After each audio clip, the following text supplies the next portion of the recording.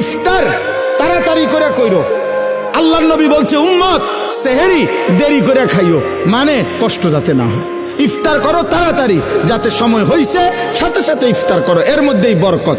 সাহারি দেরি করো, যেন লাস্ট টাইমে নিয়ে খাও, কোনো অসুবিধা নাই, যাতে করে তোমার কষ্টের মাত্রাটা কম হয়।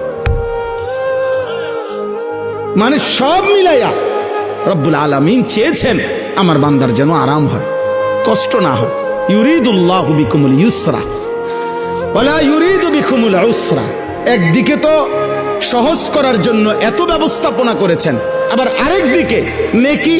আল্লাহ তাআলা যেন বললেন রমজানের এক একটা মুহূর্ত আমি স্বর্ণের দামে না, রৌপ্যের দামে না, মণি মুক্তার দামে না, বরং আসমান জমিনটাকে যদি 100 দাম ধরো, আসমান জমিন পুরা সৃষ্টির, সেটার যেই দাম আসবে আল্লাহ বলে তার চাইতে কোটি গুণ বেশি দামে আমি রমজানের এক এক মুহূর্ত তোমাকে দিলাম।